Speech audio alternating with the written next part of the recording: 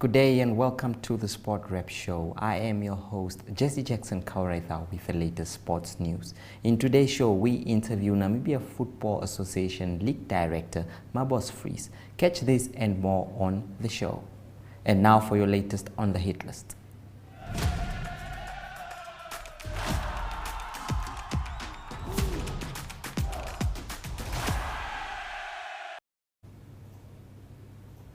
Namibian boxing sensation Matheus "The Beast" Hayter is confident of unleashing his beast mode in the featherweight division this year.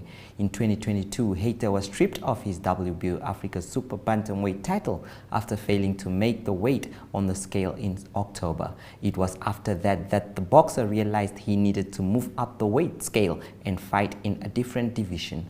Moving up the weight division means that the punches often become heavier and harder.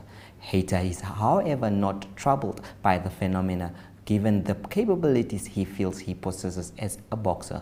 The 25-year-old says he is well aware of the kinds of challenges he will face, and he trusts that the MTC Nesta Sunshine Promotions coaching team will give him the proper guidance. Hayter began his professional career in 2018 when he made his debut against Elifas Kambunga in November of that year. At the age of 25, Hayter has already claimed 2 international titles and 1 local title in the Super Bantamweight division. The Nedbank Namibian National Road and Time Trial and Cycling Championship takes place in Windhoek this weekend, featuring elite athletes competing for national titles in the time trial and road race categories. The event takes place on Friday 27 January and Sunday 29 January respectively. Race director Volker England said that they are honored to be hosting this year's championship again and look forward to presenting a new route that will challenge elite cyclists and attract more spectators. According to Nedbank Namibia Communications and PR manager Selma Kaulinge, the bank is dedicated to supporting cycling in the country. The Namibian nationals include categories for elite and under 23 men to compete in the distance of 40 kilometers and elite and under 23 women cycling 30 kilometers. Additional categories namely junior men and women sub-vet men and women vet men and women master men and women grandmaster men and women under 16 boys and girls under 14 boys and others cycle of total distance of 20 kilometers. The Cancer Association of Namibia Cricket and the MTC Dome Swakopmund extended an invitation to cricket enthusiasts to participate in their Father and Son Fun Day in Swakopmund on 8 February 2023. This is a brilliant opportunity for the men, young and old to connect, network and have fun while meeting the Namibia cricket team who have made us so proud in the international arena, said Hansen Khan, Chief Executive.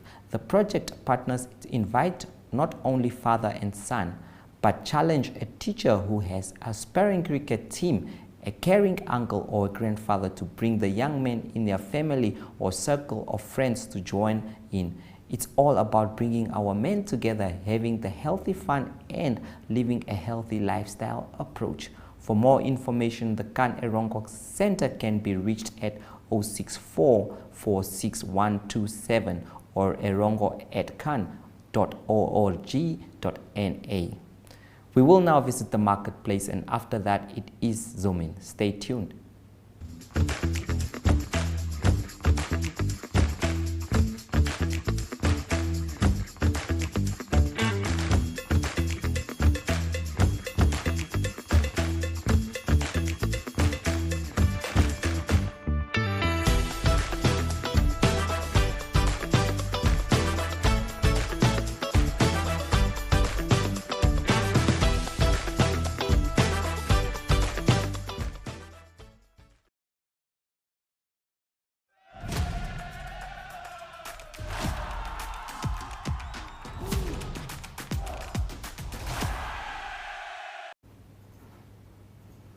In an exclusive interview, Namibia Football Association League Director Mabos Vries has lauded football teams for honoring their commitment towards league football despite challenges they have to endure during the season. Here is Mabos Vries. Enjoy.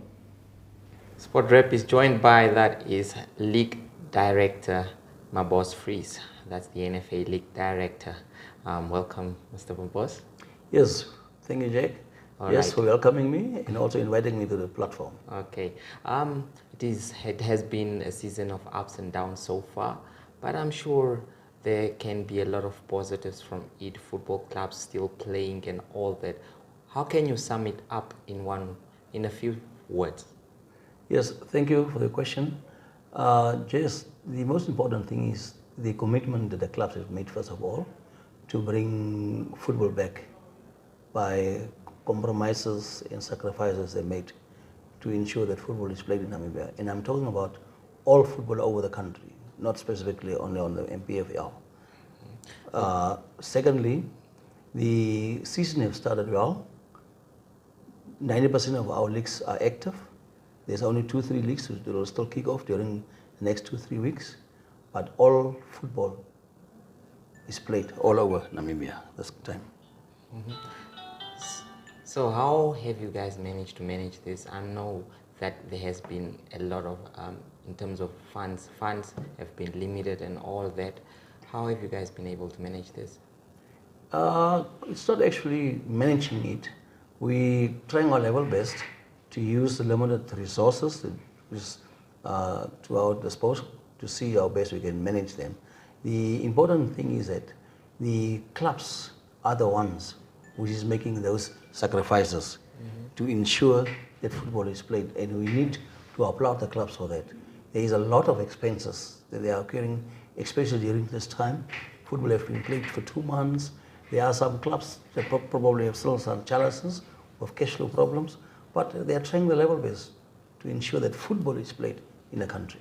Okay, speaking of challenges, is there any plans to actually make sure or to ease the pressure of clubs going forward? Yes, we have actually ventured into Plan B, how we can assist the clubs. So that is a process that we are pursuing. We believe that the process can bring in positive results so that the clubs can be, at least be sustainable and ensure that they can honor the obligations up to the end of the season. The end of the season, yes. A couple of matches have been played. As the league director, are you happy with the quality on the field? Yes, from last week, you will see some clubs have collected maximum points, some have dropped points, but even if you look into the log standing downwards, there are a few clubs that you do not expect to be there, but they're also improving. The ones on top, they're also maintaining to be on top. So I am expecting a very competitive season now, especially that we will have promotion relegation by the end of the season in all the leagues, not only in the MPFL, but in all the leagues.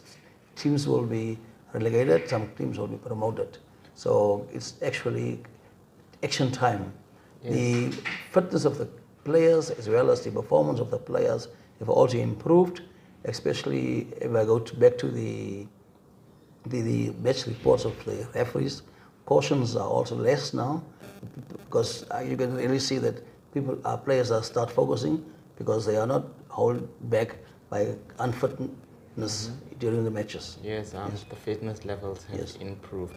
Yes, I think you've mostly spoken of that's the NPFL. What can you say about the lower divisions and the first divisions? Quite impressive indeed that they are still continuing, and you could see some teams are actually really vying for those top positions. How has that been in terms of administration and all?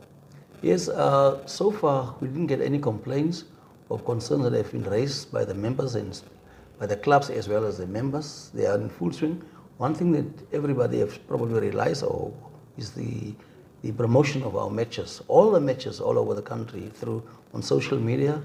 It is very, very applaudable from our side. We really appreciate the clubs, what they are doing, the management as well as the leagues. So far, I think Southern First Division will play the last matches of the first round this coming weekend, and then they will go into recess before they start of the second. But even on our first division, our second division level, some clubs are already in the fourth round. Most of them 95% of them are playing double headers over the weekend. So far, I've only picked up only one region which is playing one matches because they're actually in the same area teams are not traveling far distances to play a single matches over the weekend, but the rest of the leagues are playing double headers over the weekends. Okay. In terms of stadiums and all, how has the association managed to actually secure that, or was that the responsibility of the clubs? You see, none of us in football own stadiums. It's privately owned or government owned. And at this stage, all the stadiums where we are playing is not fit, 100% fit. Although they are meeting the minimum requirements of stadiums. So we have to engage the stakeholders, especially the owners of the stadiums, so that they can start improving the stadiums. Because as our motto is saying, taking the game to the people. So if we want to take the game to the people, we need to ensure that the infrastructure is available in its adequate so that you can play football. Because we want to develop football from grassroots level up to the Namibia Premier Football level. So for NFA, it's a huge challenge, but we know that the FIFA will assist us as long as we are doing the right things, as long as we have come up with strategic plans, and have a clear vision what we want to achieve in the football. What is that we want to do for Namibia as a football administration. Okay. In terms of the sponsorship, I'm sure you have a close relationship with the sponsor, which is currently Dep Marine Namibia for the Premiership. So have they responded? Have they given any heads up about planning to go forward next season, or are we still just testing the waters this season? I would say with regard to the sponsors, there is our time to show the sponsors what we are capable of. So for this season, it's for us it's a testing ground, so they can show the sponsors that we know what we are doing, we understand what we are doing, we know the way how we have to manage football. So coming back to the question of Dep Marine, the contract has been signed for the season only, but very good thing is that they have the first option on refusal for the way forward. So it's not that they are only here, it depends on how we perform, and we are really trying our level best to show that we know what we are doing and we understand what we are doing, and we can add value to their brand. Okay. Has your office received any complaints in terms of officiating and all that? Or is the standard of refereeing in the league also at the top level? Yeah, that's one thing that I need to share with the nation, is that we have, as the institution NFA itself, referees have been neglected all these years. We never had a proper development structure when it comes to refereeing. And that is one of the things that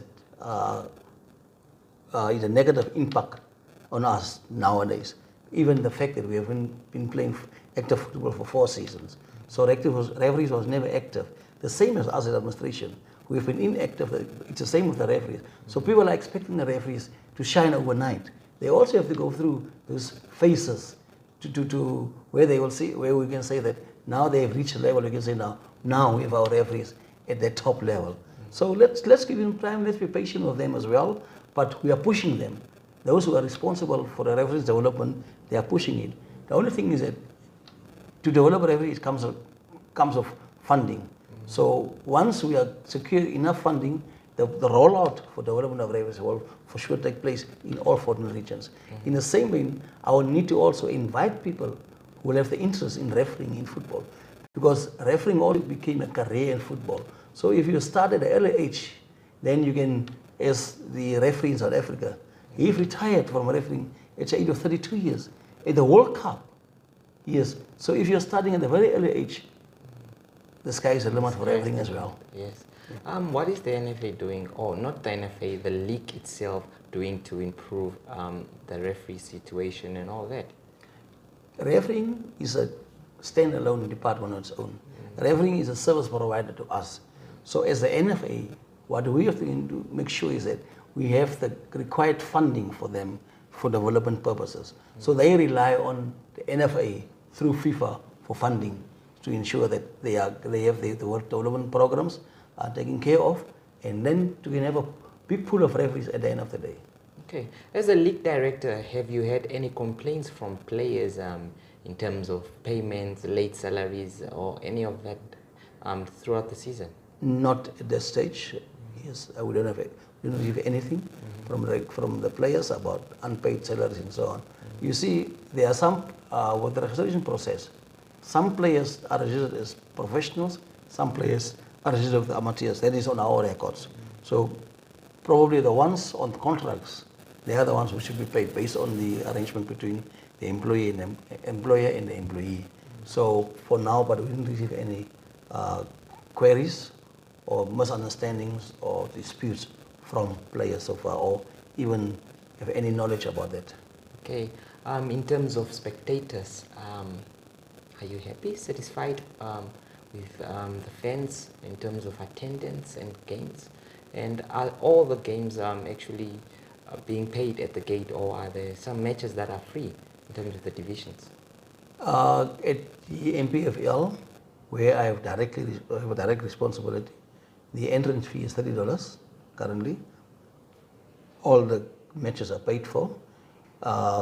Or coming back to the supporters of the fans base, all of us know that we are competing with international football.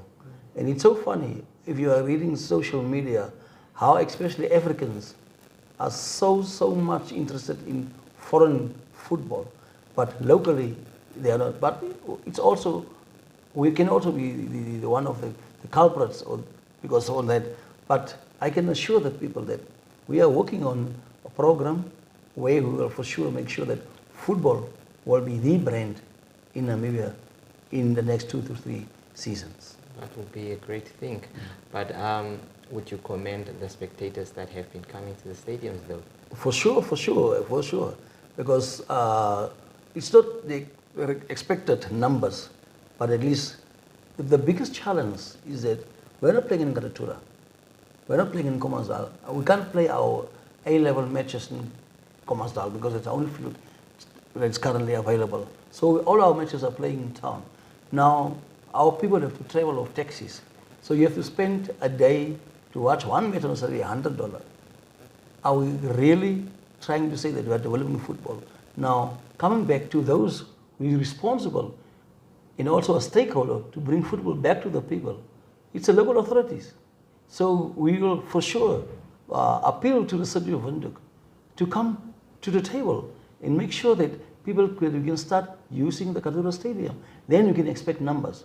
But with the current situation, you can't even talk about or question the attendance if we are not making the environment conducive for those who want to have football. Okay, last but not least, in terms of clubs making their own funding and gaining sponsorships, have you seen any movement in terms of that, and is it something that you would encourage? Yeah, for sure.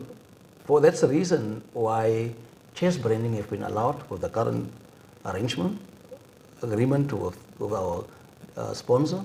So clubs can go and source for their own sponsorship.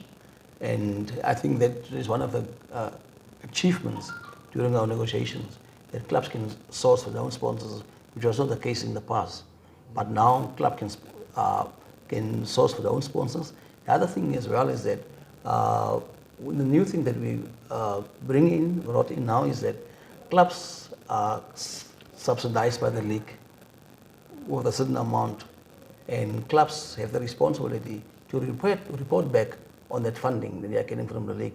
And so far, I went through that and I could see that there's a substantial amount that the club management and the club directors and owners are also contributing to the maintaining of the club. So these people are spending their own money to maintain the clubs so that we can see football, so that you can write about football. So you are also benefiting out of someone else's expenses. So please also take note of that, that football, make sure that there's something on the back pages. What are we getting out of you guys for that? Okay, thank you so much, Mr. Vries. It's always a pleasure.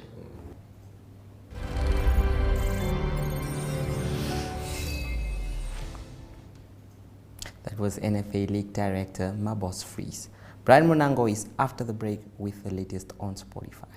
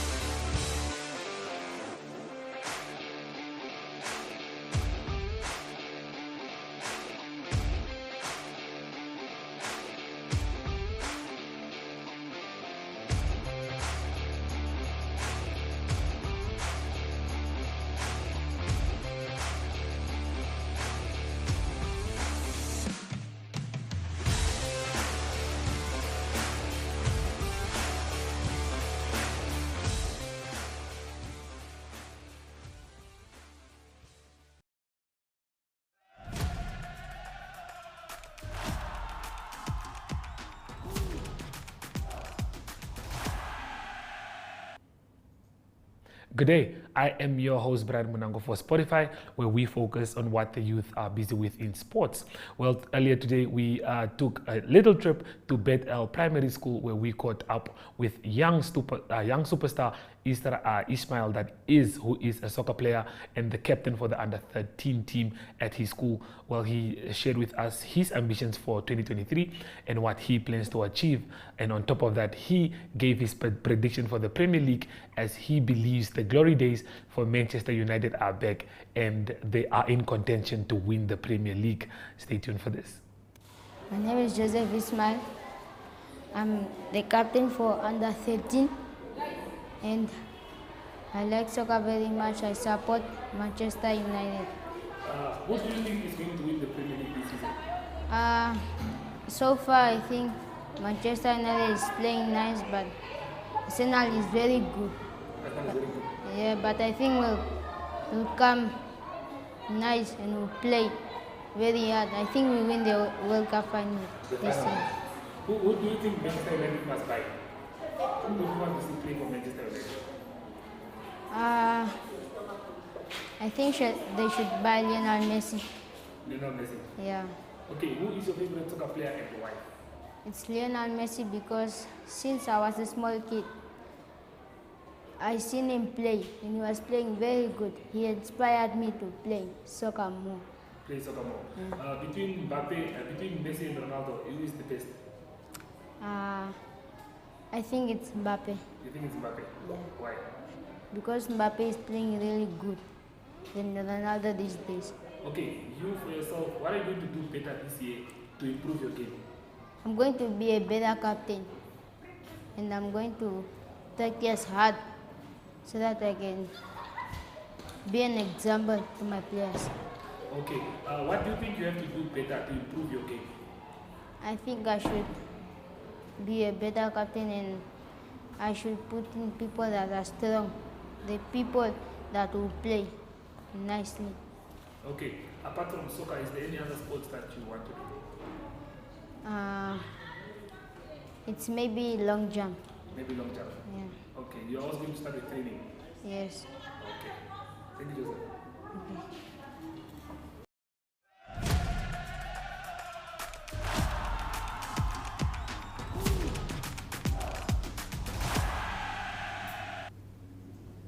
Marcus Rashford scored a dazzling solo goal as Manchester United beat Nottingham Forest 3-0 in the first leg of their League Cup semi-final on Wednesday to virtually book a place at Wembley next month. The England man, enjoying a purple patch following the World Cup, netted his 18th goal of the season in the 6th minute to silence an expectant crowd at the City ground. New United loan signing Wout Weghorst scored his first goal for the club just before halftime to put the visitors in a total control, and Bruno Fernandes added to the gloss to the scoreline late on. Erik ten Hag's men are hot favourites to reach Wembley as they seek to end their 6th-year trophy drought, with either Newcastle or Southampton lying in wait. Golden Arrows edged Marumo Gallants 3-2 in a thrilling DStv Premiership match played at Wet Princess Magogo Stadium in Durban on Wednesday evening. Abafana Bastende came from a goal down to claim the victory, inspired by a fine performance from Knox Mutwiwa, who registered 2 and an assist and scored what proved to be the decisive strike. The result ensured Arrows did not suffer a hat-trick of league defeats after reverses at the hands of Orlando Pirates and Maritzburg United in their last 2 outings, and moved up to 9th place on the standings, with only goal difference separating them from the top half. As Bafana Bastadwa, this result extended their winless run to 7 matches and saw them stay rock bottom of the standings despite having played at least 1 match more than fellow struggles such as Stellenbosch FC, Swallows and TS Galaxy. The Vodacom Blue Bulls have had a frank, honest review of their horror show against Lyon in the Heineken Champions League Cup last week and are confident they can bounce back and get a win at Scarlets this weekend in a Vodacom United Rugby Championship match. Bulls utility back David Krill believes that his side were caught asleep at the wheel in the first half at Lyon and need to start better, but that is served as well as wake-up call for the team as they resume their URC campaign, given that their last game in Wales was one of the Bulls' better performances of the season in beating the Dragons with a bonus point. That was an important win that is for the Blue Bulls there. Kriel believes the team still have the confidence to bounce back in style in Lionel. Well, that brings us to the end of today's show. Catch the show again on Friday as we bring you the latest previews and stories. Goodbye.